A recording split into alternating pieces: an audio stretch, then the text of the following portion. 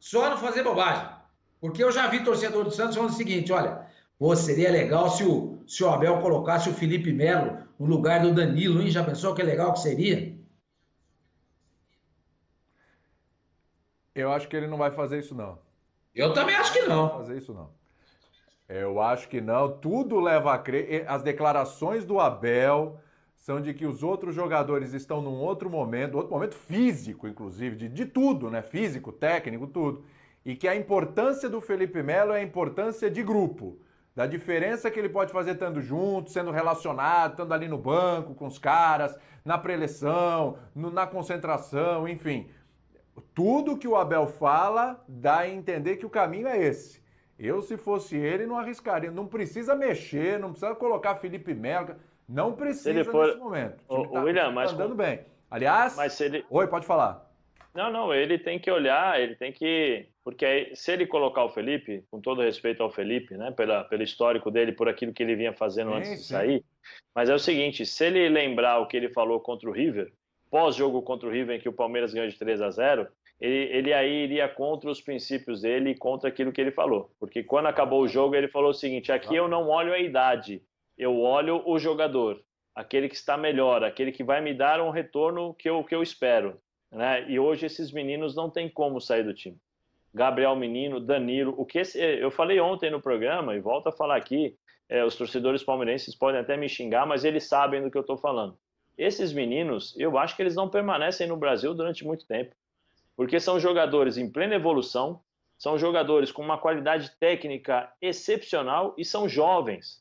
Exatamente as características dos quais os clubes europeus estão buscando hoje. Os clubes europeus não querem mais jogador de 26 anos, 25 anos. Os clubes europeus querem jogadores assim, 18, 19, 20, porque eles crescem, o clube europeu aproveita a qualidade individual, mas consegue colocar na cabeça desses meninos uma formação europeia em relação à parte tática, a tudo isso faz parte da evolução dos jogadores. Esses meninos, esse menino Danilo, eu não sei o que o César Sampaio estava falando lá, ou estava escrevendo, mas se ele não colocou ali uns 10 asteriscos no nome do Danilo ontem, ó, Danilo, o Luan ontem foi perfeito, o Luan jogou demais ontem, o zagueiro, jogou muito Luan bem. e Gustavo Sim, Gomes ou sim. Gustavo Gomes e Alan, Zé? Eu acho que Luan e Gustavo Gomes. Luan e Gustavo Gomes são bons zagueiros e um completa o outro, porque o Luan é mais técnico, vamos dizer assim, que o Gustavo em relação à saída de bola, a Você perfeição, não um acha pouco que mais de o, velocidade. você não acha que o Abel ficou um pouco assim, pô, naquele jogo contra a Argentina, dor nas costas, não jogou. Aí o Alan E entrou depois naquela ele. fogueira danada e jogou bem. Não, mas ele já veio o segundo jogo consecutivo, né? Ele jogou contra o Grêmio e jogou agora também, né? Eu acho que pode acontecer. Eu vivenciei uma situação dessa na minha Não, não. estreia. Mas na Copa do Brasil, na Copa do Brasil, perdão, no jogo da volta contra o River, quem jogou foi o Alan. Não, não, aí tudo bem, não, mas eu tô falando, ele não tinha como sair, né? Porque ele jogou bem contra o River lá e tinha que realmente respeitar o que ele fez, né? Mas o que eu ia falar para o senhor é assim, essa situação de muitas vezes o jogador sente em cima da hora, eu tenho um problema, eu tenho uma situação vivida na minha estreia. O senhor imagina um menino de 16 anos, né, vendo Eu aqueles lembro. caras aquecendo, aí o Marcelo Digian levanta a mão e fala assim, ó, não estou conseguindo jogar, eu tô com dor aqui e tal, eu vou sair.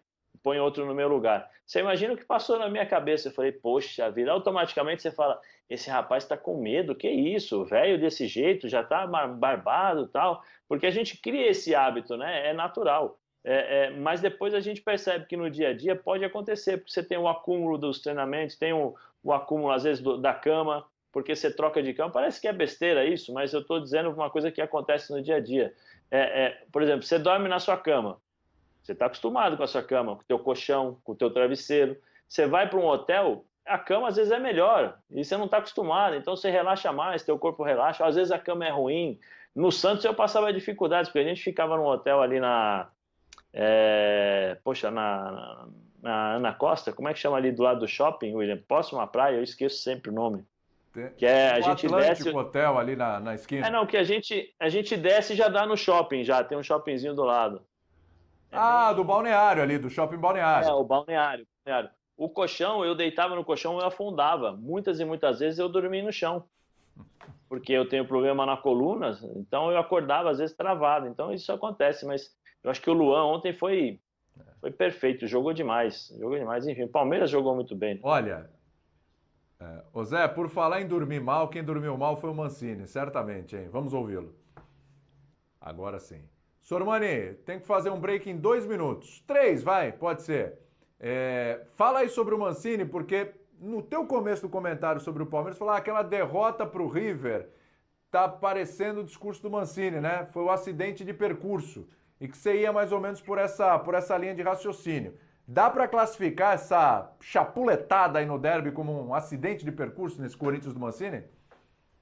Dá, acho que dá sim, William. Acho que dá. O Corinthians não estava jogando mal desse jeito. Não estava jogando mal. Mas alguém pode chegar e dizer o seguinte: mas espera um pouquinho. Na sequência de 7 jogos sem perder do Corinthians, de 4 vitórias seguidas, ele jogou contra quem? Aí eu respondo: jogou contra São Paulo, líder do campeonato. Ganhou de 1-0. Pois é. Ganhou de 5 desse Fluminense, que ganhou de virada no Flamengo.